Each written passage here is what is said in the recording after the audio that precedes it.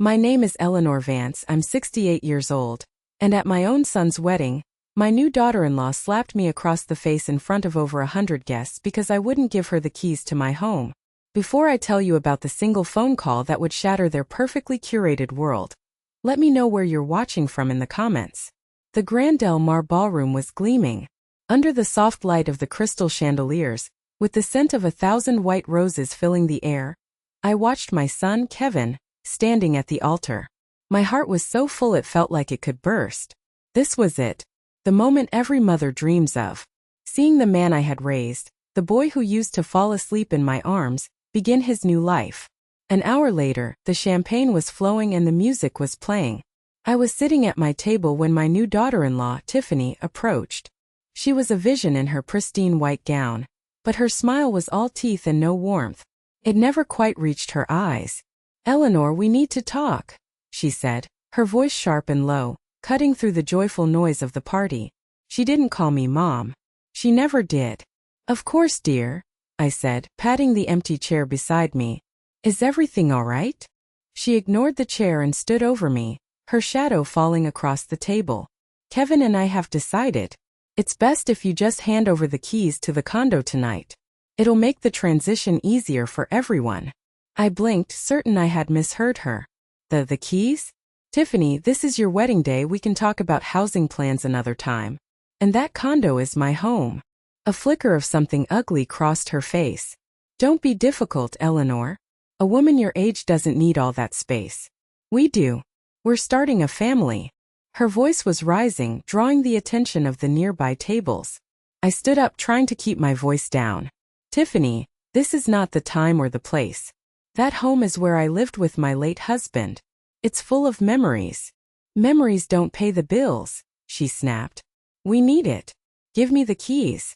She held out her perfectly manicured hand, palm up, expectant. "No," I said, my voice barely a whisper, but it was firm. "The answer is no." The crack of her hand against my cheek echoed in the sudden silence of the ballroom. The room went so quiet you could hear the low hum of the air conditioning. A collective gasp rippled through the guests.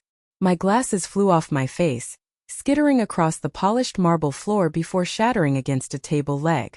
My cheek burned with a hot, shameful fire, but the pain in my chest was 1,000 times worse. "That's what you get for being so selfish," she screamed, her face twisted in rage. My eyes darted to my son, Kevin. "My boy."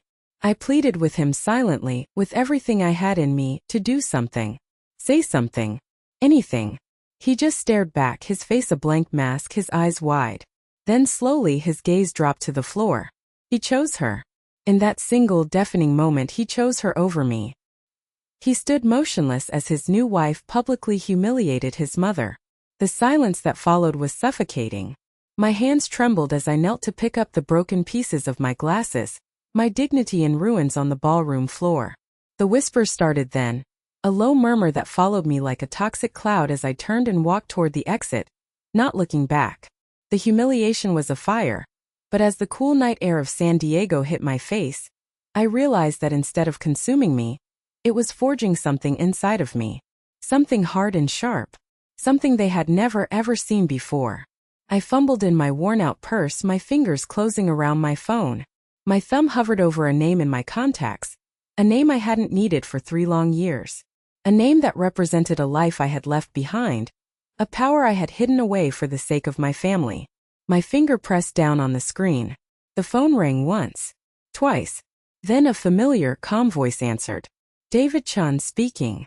"David, it's Eleanor," I said, my voice trembling slightly from the adrenaline and the shock. "Eleanor Vance." There was a pregnant pause on the other end of the line, the kind of silence that speaks volumes between old friends. "Eleanor. It's been too long. Is everything all right? You sound."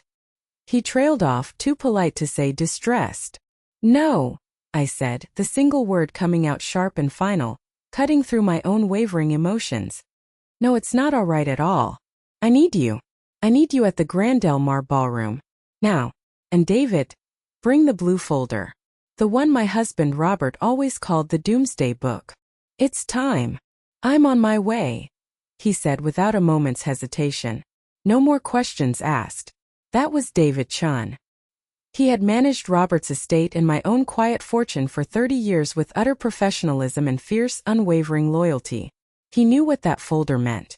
As I ended the call, the cool night air did little to soothe the burning on my cheek. The events of the last 2 years began to unspool in my mind, not as a gentle stream of memories, but as a horror film I was forced to rewatch, seeing all the red flags I had willfully ignored out of a mother's foolish love. It all started on a sunny Tuesday afternoon, right here in San Diego, when Kevin brought Tiffany to my condo for the first time. He was practically vibrating with nervous energy, so eager for my approval. "Mom, this is her," he'd said, his smile so wide it looked painful. "This is Tiffany." Tiffany was polished to a high gleam. Her blonde hair was perfectly styled. Her designer dress probably cost more than my monthly grocery bill. And her nails were immaculate. She shook my hand, her grip surprisingly firm, her smile perfect and white. But it was like looking at a catalog model. Flawless on the surface, but with an unnerving emptiness behind the eyes. It never reached them, that smile. "Your home is so cozy," she'd said, her gaze sweeping over my living room. I knew that word. It was the word women like her used when they meant small or outdated. She wasn't looking at the family photos on the mantel, or the hand-stitched quilt my own mother had made that was draped over the sofa. She was assessing. I saw her eyes linger on the worn fabric of my favorite armchair where I read every evening. The slight fading on the curtains from decades of afternoon sun. The word cozy was meant as an insult, a polite dagger. Kevin, bless his heart, was completely oblivious. He just beamed, thrilled that the two most important women in his life were in the same room. That first dinner was a quiet disaster. She barely touched the roast chicken I'd spent all afternoon preparing, pushing the food around her plate and claiming she was watching her figure. But her questions were anything but delicate. "So, Eleanor, how do you manage all on your own?" she'd asked, swirling the wine in her glass, a gesture that seemed practiced and artificial. "It must be tough on just a widow's pension, and your little part-time salary from that library. The cost of living in San Diego is just astronomical." It felt less like a question and more like an interrogation, a financial audit disguised as polite conversation. I'd given her a simple, practiced answer about being frugal and content, a story I had told for years. But I watched her. I watched as her eyes kept drifting toward the floor-to-ceiling windows, toward the panoramic, unobstructed view of the Pacific Ocean as the sun began to set, painting the sky in strokes of orange and purple. That view was worth more than the condo itself. And she knew it. I could see the cold calculation in her eyes. Over the next few months, the subtle digs became a constant, corrosive barrage. "Mom, you really should get a newer car. That old Toyota isn't safe," Kevin would say, parroting a line I was sure Tiffany had fed him during their drive over. He didn't see the reliable engine or the low mileage. He only saw what she had taught him to see. Something old, something embarrassing. "Eleanor, have you ever considered moving into a senior community?" Tiffany would ask, her voice dripping with the kind of fake concern that makes your skin crawl. "They handle everything for you. No maintenance, no worries. You could just relax." Relax. What she meant was, get out of the way so we can have your prime real estate.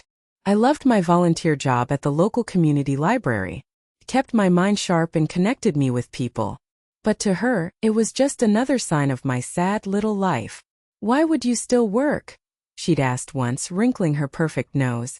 "You should be enjoying your golden years."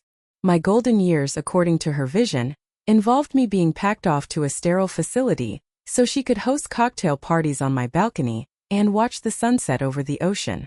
I tried so hard to dismiss my worries, telling myself I was being an overprotective mother, that I was just afraid of being replaced in my son's life. I wanted so badly to be wrong. I wanted to see in her the wonderful woman my son was so convinced he loved. But it was a conversation I accidentally overheard that turned my quiet, gnawing unease into cold, hard certainty. It happened about 6 months before the wedding. They had come over for what had become a tense Sunday dinner ritual. Kevin went to the bathroom, and Tiffany's phone buzzed with a text. She glanced at it, then stood up and walked into my kitchen, her back to me, assuming I was still in the dining room. Her voice was a low, conspiratorial murmur. I was clearing the table and paused just outside the doorway, not meaning to eavesdrop, but her tone was so sharp, so different from the sweet voice she used with Kevin, that it made the hairs on my arms stand up. "I know, Mom," she was saying, her voice laced with a raw impatience that was startling. "Of course I'm working on it. You have to be patient. Yes, his mom's condo is in a prime location. We're talking a multi-million-dollar view, easy. The property value here is insane. Just listen." She's so naive. It's almost sad. I keep telling her how much she needs help, how worried we are about her being all alone. She let out a short, ugly laugh. If I can just convince her to move into a smaller, more manageable place, we could live here rent-free until we can get a lawyer to arrange the sale. She'll probably even thank us for it. Thinks we're her saviors. A cold shock washed over me, so intense I had to grip the back of a dining chair to keep from falling. The world seemed to tilt on its axis. It felt like a punch to the gut. It wasn't just about the property. It was the sheer venomous contempt in her voice. Naive. Sad. Old. To her, I wasn't a person with a life and a history. I was an obstacle. A resource to be exploited. A chess piece to be moved off the board. When she walked back into the living room, smiling that bright, false smile, asking if I needed help with the dishes, I had to use every ounce of self-control I possessed not to let the mask of my own calm demeanor slip and reveal the rage and heartbreak warring within me. From that moment on, our interactions became a silent, deadly game of chess. She played the part of the devoted, concerned daughter-in-law, and I played the part of the slightly frail, aging mother who was considering her options and appreciated her help. But then things escalated. She grew impatient. This is where it got truly ugly. One afternoon I got a call at home from Martha, the head librarian where I volunteered. She's a no-nonsense woman in her 70s, a good friend, and her voice was hesitant and troubled.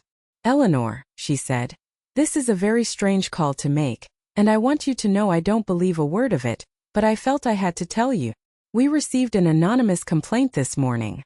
"A complaint? About what?" My stomach tightened. "Well," Martha sighed, and I could hear the rustle of paper. "Someone called, claiming to be a concerned neighbor of yours. They said you've been showing signs of confusion lately, misplacing books, forgetting patrons' names. They even claimed you seemed agitated with some of the children during story time. They suggested it might not be safe for you to be around them." My blood ran cold. It was a lie, a vicious, calculated lie.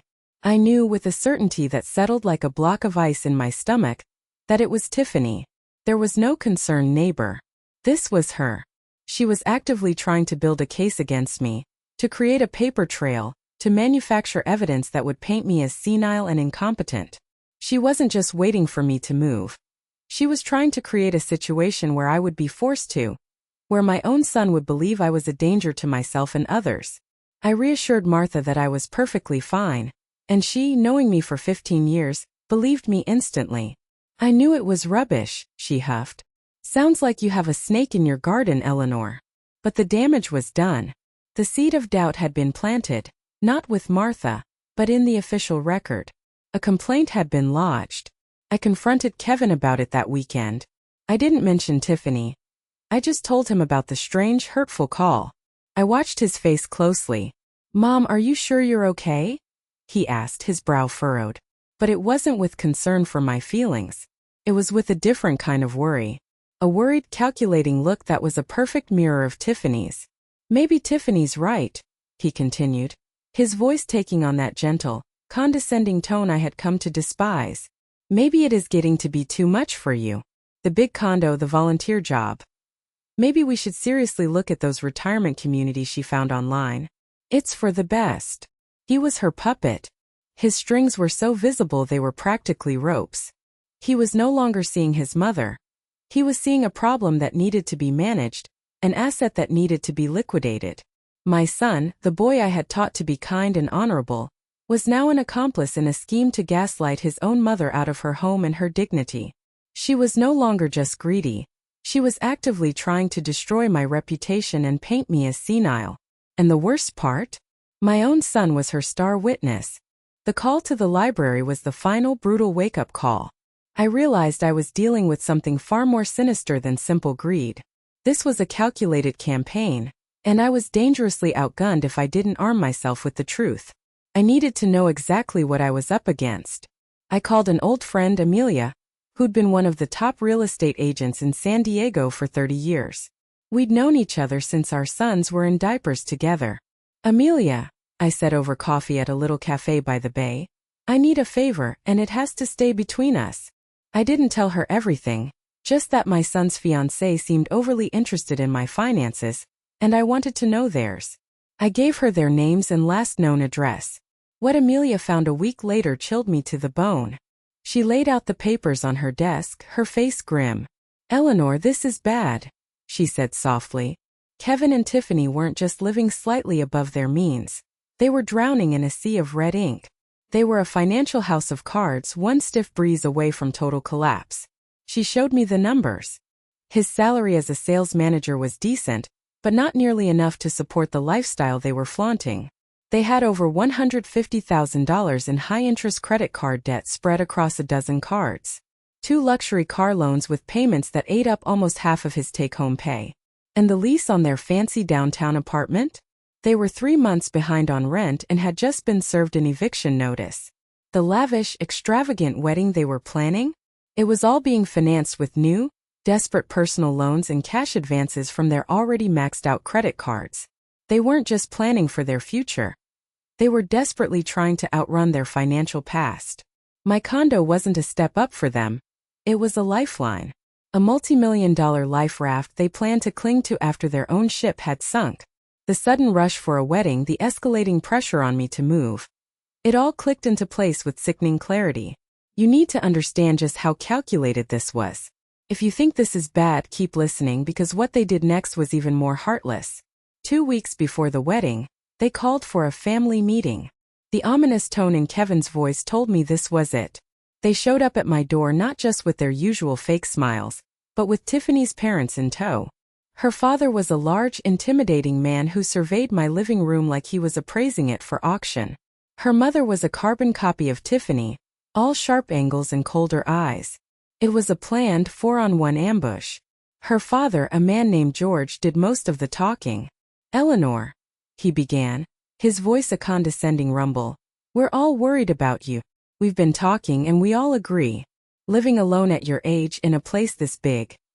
It's just not responsible. It's not safe." Her mother, Brenda, chimed in, pulling a glossy brochure from her purse and placing it on my coffee table. It was for a high-end assisted living facility called Golden Horizons. "We've found a wonderful place for you," she said with a synthetic smile. "It has 24-hour medical care, social activities, prepared meals. You'd be so much safer. You wouldn't have to worry about a thing." They spoke about me and my future as if I wasn't even in the room. I looked at Kevin, my heart hammering against my ribs, waiting for him to intervene, to defend me, to tell these strangers to get out of his mother's house. He just sat there, hands clasped nervously in his lap, nodding along like a well-trained dog. And I suppose my condo would be perfect for the newlyweds to start their life? I asked, my voice dangerously quiet. The awkward, heavy silence that followed was my answer. Then Kevin finally spoke, his voice sounding rehearsed, like he'd been practicing the lines in the car on the way over. "Mom, they're right," he said, not meeting my eyes. "We've been talking and we hope it doesn't come to this. We really do. But if your mental health deteriorates to the point where you can't make rational decisions for yourself, we might have to take more drastic measures. For your own good, of course." There it was. The final unveiled threat. It wasn't a suggestion anymore. It was an ultimatum. "Give us the house or we will go to a lawyer in a court and have you declared mentally incompetent." They had done their homework. They had laid the groundwork with the anonymous calls to the library. They were ready to strip me of everything. Not just my home, but my autonomy, my freedom, my very identity as a capable adult. That night after they left, I didn't cry. I felt a cold, terrifying clarity. I realized I hadn't just lost a potential home. I had truly lost my son. But they had made one critical, life-altering miscalculation. They assumed I was as poor and powerless as I appeared. Sitting there in the cold leather seat of my 10-year-old sedan, the echo of that slap still ringing in my ears, a strange calm settled over me. The initial shock and the searing humiliation had burned away. leaving behind a cold, hard resolve. David Chun was on his way. Now I just needed the rest of my ammunition. I scrolled through my contacts and called my neighbor Frank.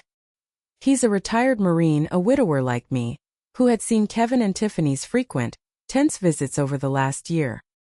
He was a man of few words but sharp eyes.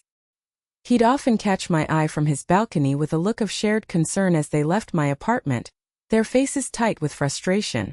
"Frank, it's Eleanor. I need a huge favor and I need you to trust me," I said, my voice steady. "In the bottom drawer of my desk, there's a brown accordion folder. It's not locked. Can you bring it to me? I'm in the parking lot of the Grand Del March. And please, Frank, be discreet." "Say no more," he'd grunted, the line immediately clicking off. He was a man of action. While I waited, the devastating irony of the situation was suffocating. They thought I was a financial burden, a poor old woman clinging pathetically to her only asset. They had no idea.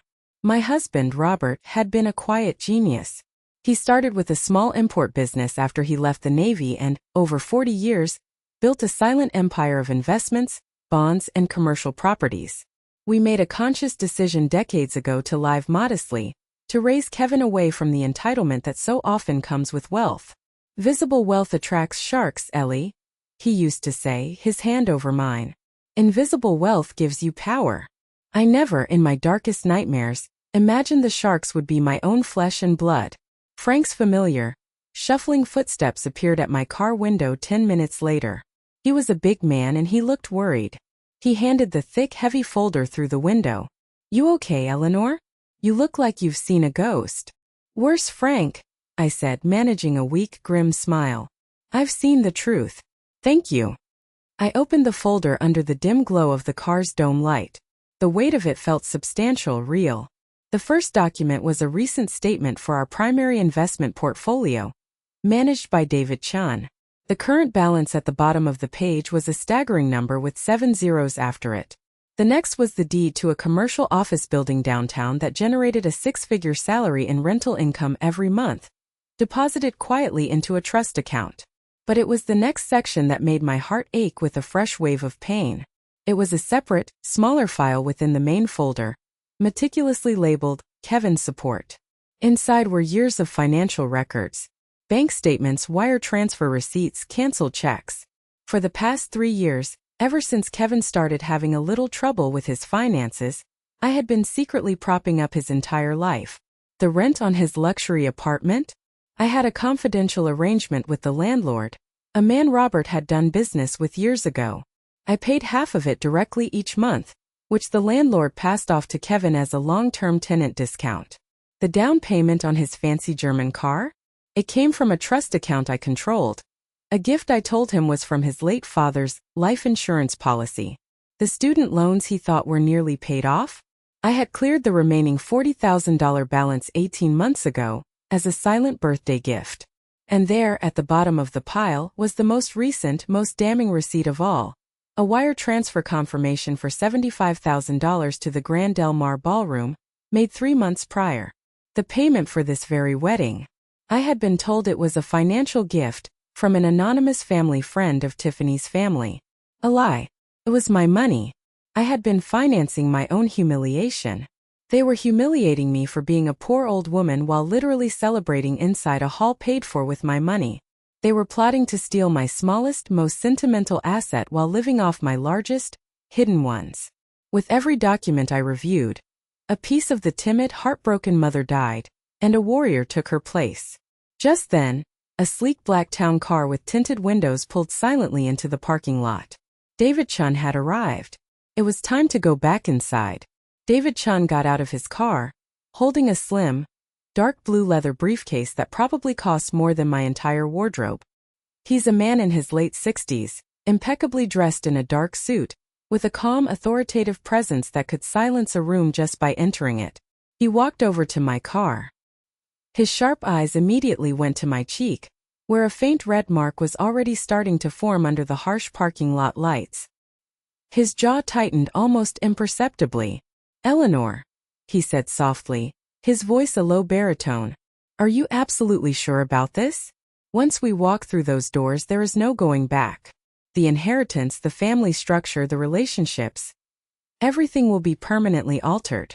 I looked at the glowing lights of the ballroom, heard a faint burst of laughter from the ongoing celebration. They burned the bridge, David. They doused it in gasoline and lit the match themselves. I'm just going to stop them from dancing on the ashes. He nodded once, a look of grim understanding on his face. He knew Robert. He knew the principles we lived by. And he knew this was a betrayal Robert would never have tolerated. Very well, he said. Let's proceed. We walked side by side toward the entrance, not as a victim and her lawyer, but as two old friends on a mission. With every step on that cold pavement, I felt the years of quiet humility, of biting my tongue, of making myself smaller for the comfort of others, falling away from me like a heavy, suffocating coat. I wasn't the grieving widow or the doting mother anymore. I was Robert Vance's wife, a woman who knew the value of every penny and the brutal price of betrayal. The moment we stepped back into the ballroom, it was as if an invisible switch had been flipped. The music faltered and died. A nervous hush fell over the room as 130 pairs of eyes turned to us. They saw a frail-looking old woman in a simple dress, now flanked by a man who radiated an aura of immense power and authority. Tiffany was the first to find her voice. She was on the dance floor, posing for a photo with Kevin, a champagne flute in her hand. "What are you doing back here?" she shrieked, her voice high and shrill with indignation. "Haven't you caused enough drama for one night?" "Security." David ignored her completely. He walked calmly toward the center of the room, his expensive leather shoes making no sound on the polished marble floor. He stopped, placed his briefcase on a small empty cocktail table, and opened it with two precise metallic clicks that echoed in the silence. "Ladies and gentlemen," his voice boomed, clear and professional, needing no microphone. It was a voice accustomed to commanding boardrooms and courtrooms. "My apologies for this interruption. My name is David Chun. I am the financial and legal advisor to Mrs. Eleanor Vance. I have some urgent legal matters to discuss with Mr. Kevin Vance and his new wife, Mrs. Tiffany Vance." The word lawyer hung in the air like a guillotine. The whispers died instantly. Kevin approached us, his face pale and slick with sweat. He looked like a cornered animal. "Mom, what is this? Who is this man? What's going on?" "Kevin," I said, my voice as cold and clear as ice, a voice he had never heard from me before. "This is the man who has managed the Vance family estate for 30 years. He has some documents that I think you will find very enlightening." David pulled out the first paper from his briefcase with a crisp, deliberate snap. "Mr. Vance," he began, his tone formal and unyielding, "this is a legal notice. The confidential financial guarantee your mother provided for the lease on your apartment at the Azure has been immediately and irrevocably canceled. Your landlord will be notified by courier at 9 a.m. tomorrow morning. You will have 30 days to secure a new guarantor or vacate the premises." Kevin's mouth opened and closed like a fish, but no sound came out. "Financial guarantee?" he stammered, looking at me with dawning, sickening horror. David didn't wait for an answer. He produced a second document. "Furthermore, the automatic monthly transfers of $5,000 from your mother's private trust fund to your personal accounts, which you have been receiving for the past 36 months under the guise of work bonuses, have been permanently suspended, effective immediately. This includes all supplemental payments for your car loan, insurance, and various credit cards." Tiffany let out a choked gasp that was audible across the entire room. "That's impossible," she cried, rushing toward us, her expensive dress trailing behind her like a deflated parachute. "He doesn't have a rich mother. Look at her. She's a poor old woman living on a pathetic pension." David looked at her with an expression of mild distaste before producing the final, most devastating document. "And finally," he said, his voice dropping slightly for dramatic effect, "the guaranteed payment for this entire celebration, the ballroom, the 5-course meal, the open bar, the music, the flowers, a total of $75,000, which was underwritten by Mrs. Vance, has also been canceled. The venue management has been notified. They will require an alternative form of payment in full. Tonight." The color drained completely from Kevin's face. Tiffany looked like she had seen a ghost. The entire room was utterly silent, but this was only the beginning of their nightmare. The bomb had dropped and the fallout was immediate. The ballroom manager, a portly man named Mr. Harrison whom I recognized from my initial, secret arrangements, was already striding toward us from across the room, his face a thundercloud of professional panic. "What is the meaning of this?" he demanded, waving a notification on his phone screen. "Mr. Chun, I just received an electronic alert from my bank. The payment guarantee has been rescinded. This is highly irregular." But before he could continue, Tiffany found her voice again.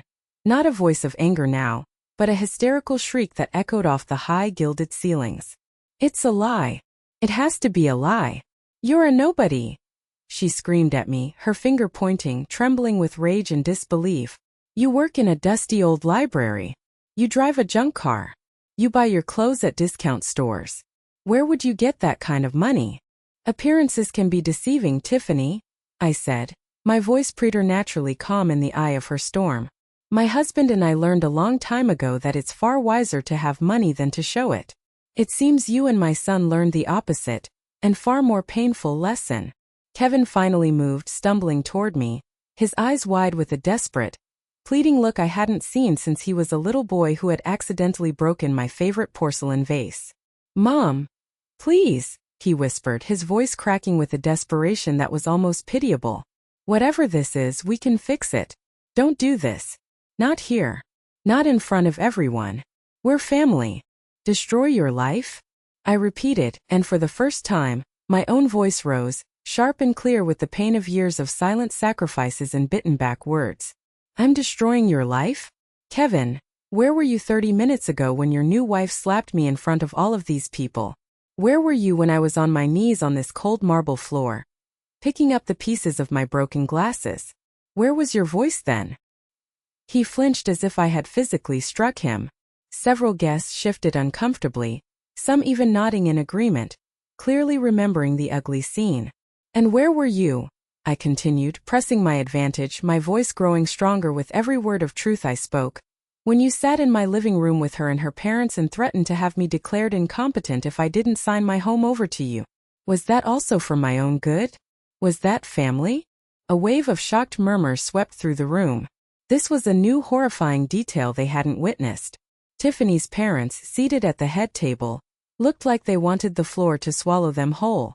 David Chun chose that precise moment to deliver the coup de grace. He cleared his throat, a small sound that nonetheless drew all attention back to him. "There is one final matter," he announced grimly, pulling one last sheet of paper from his briefcase.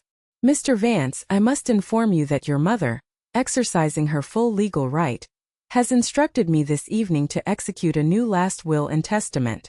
The previous inheritance designated for you, which constituted the entirety of the Vance family estate, has been officially and permanently redirected."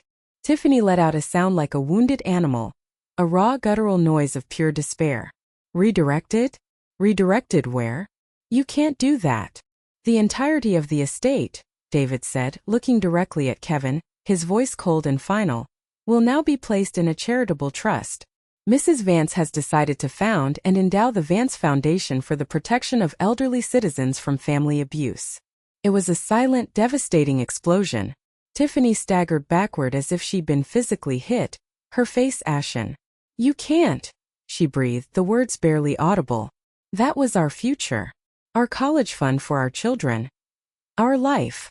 You don't get to build your future on the ruins of my life," I said softly but firmly. "And you don't get to use the grandchildren I may never have as bargaining chips in your scheme." Mr. Harrison, the manager, stepped forward again, his professional patience completely gone. "This is all very dramatic," he snapped, "but my drama is a bill for $75,000. I need a credit card, a cashier's check, or a wire transfer confirmation within the next 10 minutes. Otherwise, I am shutting this event down, locking the doors until the bill is settled, and calling the San Diego Police Department." As Tiffany finally collapsed into a nearby chair, sobbing uncontrollably into her hands, my son looked at me, his eyes pleading for the first time in years, the arrogant mask completely shattered. But could a bridge once burned so thoroughly ever be rebuilt? The 3 days following the wedding were a blur of absolute silence. My apartment, once the target of their relentless greed, became my quiet sanctuary. The phone rang incessantly for the first 2 days with blocked numbers and numbers I didn't recognize, but I didn't answer. I let the machine pick up, listening to the increasingly frantic and then angry messages from Tiffany, and the weak, pleading ones from Kevin. I needed the quiet to process the gaping, bleeding wound where my relationship with my son used to be. On the 4th day, my niece Sarah, my late sister's daughter, showed up at my door. She was a sweet girl, a young nurse with kind eyes, and the only member of the extended family who had called me after the wedding. Her voice choked with tears, to say how horrified and ashamed she was of her cousin's behavior. Today her face was pale with a new kind of worry. "Aunt Eleanor," she said, stepping inside and wrapping me in a tight, fierce hug. "We need to talk. It's about Kevin and Tiffany. It's gotten worse." I led her to the living room and poured us both some iced tea, my hands surprisingly steady. "Worse than public humiliation and financial ruin? How, dear?" I asked, my voice weary. "They were evicted yesterday morning," she began, her words tumbling out in a rush.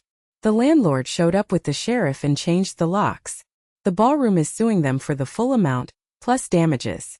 They're staying with Tiffany's parents in their tiny 2-bedroom apartment in a bad part of town. Sarah said Tiffany's mother is furious, not at Tiffany but at you. It's a disaster."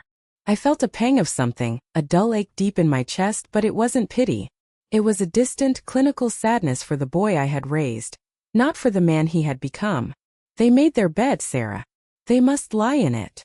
"I know," she said, leaning forward, her eyes wide with urgency and fear. "But that's not the worst of it. They're not giving up. They're not accepting the consequences. They've moved on to what Tiffany is calling Plan B. Plan B." The word sent a chill down my spine. She took a deep, shuddering breath. "Aunt Eleanor. They've filed a petition with the family court." My stomach clenched into a tight, cold knot. "They are formally requesting an emergency competency hearing for you. They're asking a judge to grant Kevin temporary and then permanent conservatorship over your person and your estate." I just stared at her, the teacup frozen halfway to my lips, the world narrowing to a single point of cold, terrifying dread. It was the threat from my living room, the one I thought I had neutralized, now made real and terrifyingly official. "How?" I whispered, my voice hoarse. "On what possible grounds?" "They're using what happened at the wedding," Sarah explained, her voice trembling with a furious, protective anger. "They're twisting it. They're claiming your public outburst is clear proof of erratic behavior and advancing mental instability. They're arguing that your decision to cut them off financially, to change your will so drastically, was not a rational act of a sound mind, but an irrational and destructive act by a woman who is no longer capable of managing her own affairs or understanding the consequences of her actions." The sheer, breathtaking audacity of it, the diabolical cleverness, stole my breath. They had abused me, slapped me, and pushed me to my absolute breaking point, and now they were using my reaction, my act of self-preservation, as the very weapon to prove I was insane.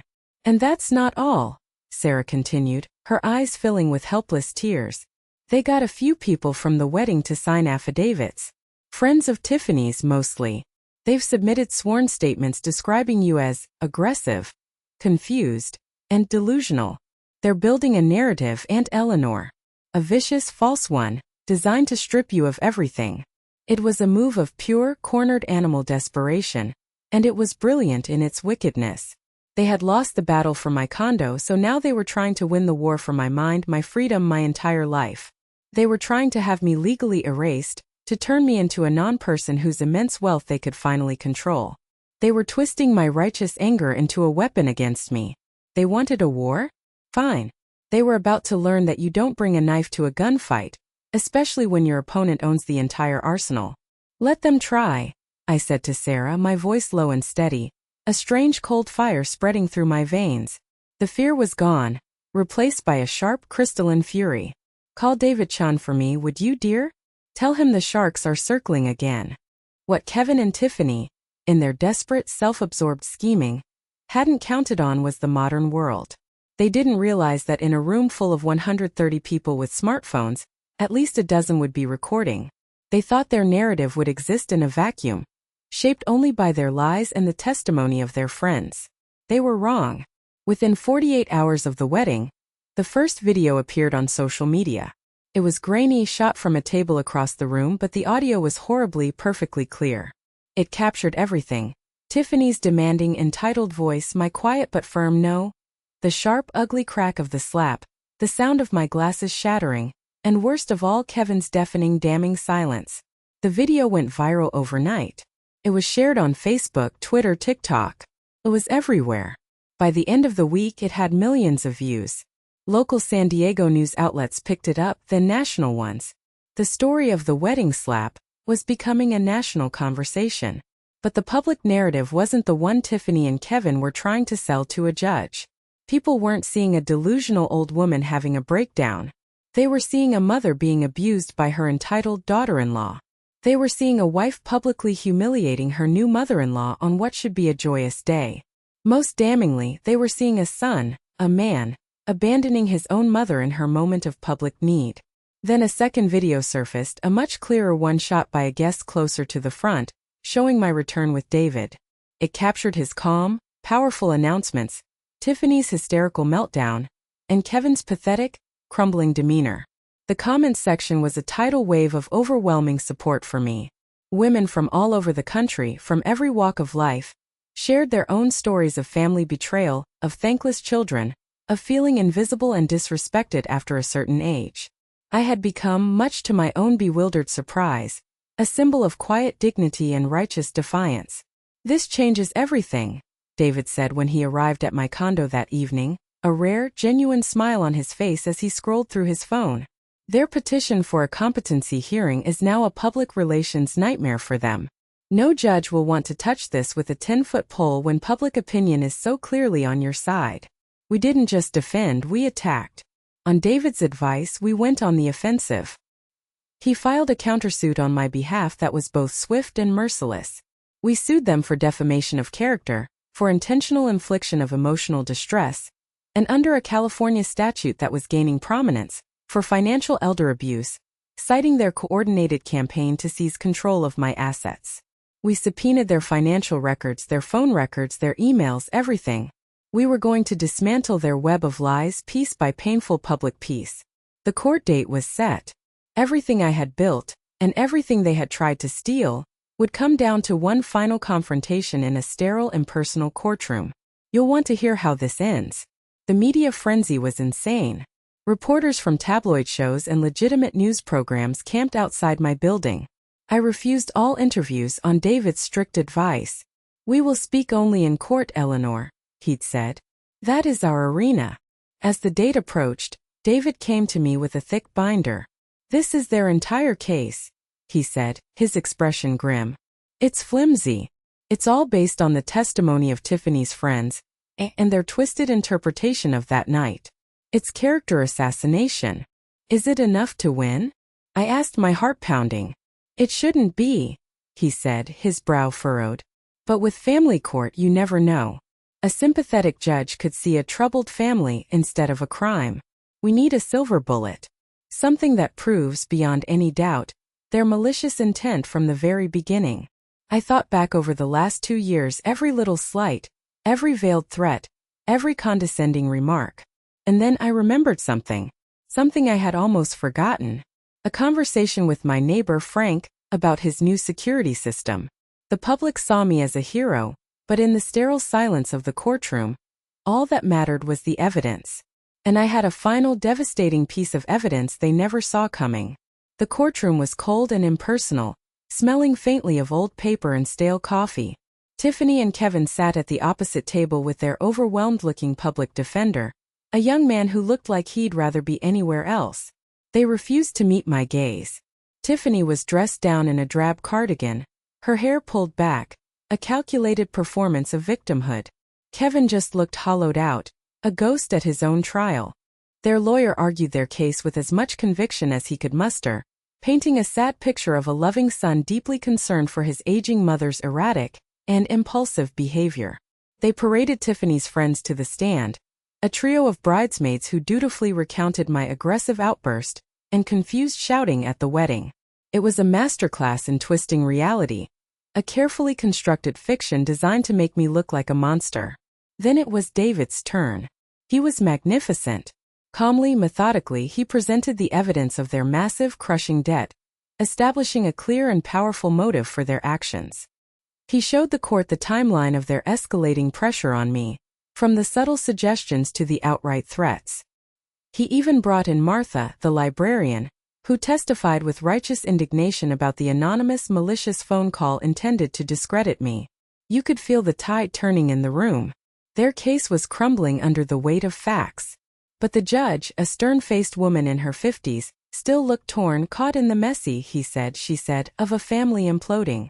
The petitioners, David said in his closing remarks, his voice resonating with quiet power, would have you believe their actions were born of love and concern. We contend they were born of pure, calculated greed and desperation. And we have one final piece of evidence to prove it, beyond any shadow of a doubt. He called his last witness to the stand, my neighbor Frank Miller. Frank, looking every inch the retired Marine in his crisp suit and tie, was sworn in. He sat down, his broad shoulders squared, and looked directly at the judge. Mr. Miller, David began, do you recall an incident approximately 4 months ago, involving Mr. Vance and his then-fiancée, Tiffany? I do, sir, Frank said, his voice a low, gravelly rumble. They were having a loud argument in the hallway outside Mrs. Vance's door. Sounded pretty heated. I guess they thought they were alone. And what did you overhear? Frank's eyes flickered for a moment toward Kevin, a look of pure contempt on his face. The young lady, she was upset.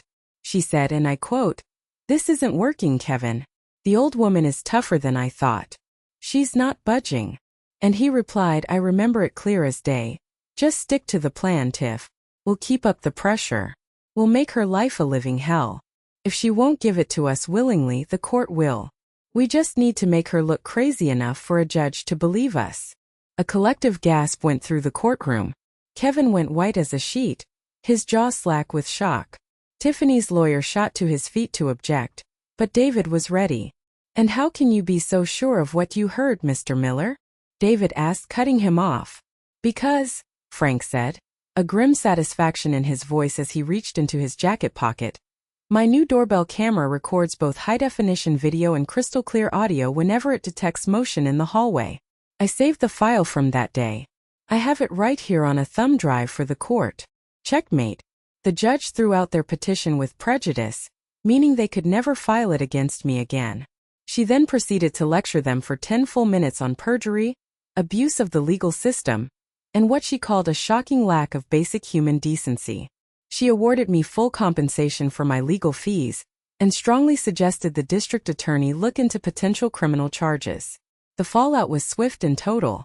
The lawsuit for the wedding costs forced them into bankruptcy. Kevin lost his sales manager job when his company got wind of the public scandal. Their marriage, a flimsy structure built on a foundation of lies and greed, couldn't survive the crushing pressure of reality. The divorce was finalized 6 months later, a quiet, bitter end to their grand scheme. Tiffany took what little she had left and moved back to her parents' state. I never heard from her again. Kevin, he was adrift. I decided, against David's initial advice, to give my first and only interview to a respected national journalist. I didn't do it to gloat or to seek revenge. I did it to tell the full, unvarnished story, to shine a bright, unforgiving light on the quiet, insidious nature of elder abuse. I wanted other women, other mothers, who were being silently gaslighted and manipulated, to know they weren't alone and they weren't crazy. My old life was over and the war was won. But what do you do with the peace that follows? The answer surprised even me. 2 years have passed since that night. The woman who sits on this balcony today, watching the same Pacific sunset, is not the same woman who walked out of that courtroom. The deep burning anger has faded, replaced by a quiet strength, a sense of self I never knew I possessed. I didn't retreat from the world after my victory. I stepped into it more fully than ever before.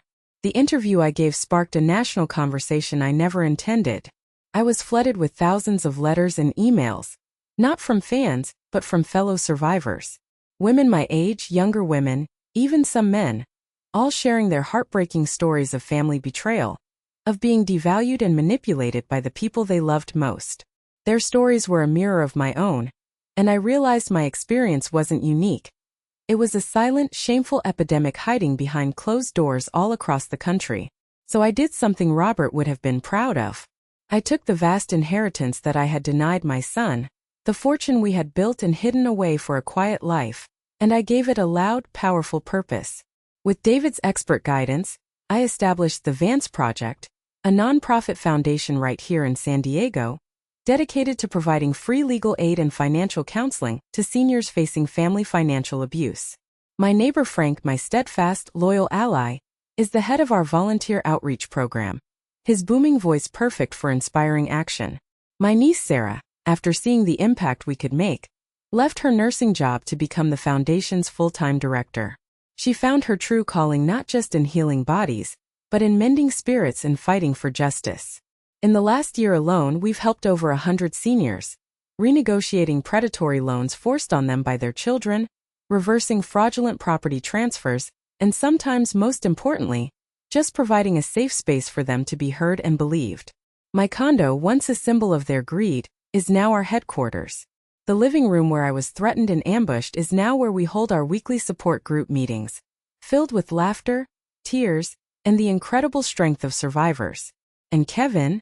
He works a low-wage job in a different city, I'm told struggling to make ends meet. The divorce was messy, and from what I hear, he is a shadow of the confident, charming man he once was. He calls sometimes. Not often. Maybe twice a year on my birthday or Christmas. The conversations are strained, awkward. He never asks for money directly anymore, but he talks about his bills, his struggles, his endless string of bad luck. The apology I once longed for, the one I thought would heal everything, has never come. He still sees himself as a victim of circumstance, not of his own choices. He and Tiffany had a child just before the divorce. A boy. My grandson. His name is Oliver. I've never met him. I've only seen one picture that Sarah managed to get from a distant cousin. He has my son's eyes from when he was a baby. It's a unique, quiet kind of pain, to know you have a grandchild in the world you can't be a part of. But I will not allow him to be used as a pawn for financial manipulation. That cycle of toxicity ends with me. I have, however, set up an irrevocable trust fund for the boys' college fund, managed by David. It's substantial. He will have access to it when he turns 18, no strings attached. It's the only way I can be a grandmother to him for now, by investing in his future, a future I pray will be better and kinder than the one his parents chose. I've learned that you can't force people to change. You can't make them feel remorse. You can't rewrite the past. But what you can do is change how you respond to their toxicity. You can refuse to be a victim. And that leads me to the one question everyone asks. Everyone asks me the same question in interviews, in letters, in the support groups. Eleanor, do you regret it? Do you regret losing your son? The answer is complicated, but it is honest.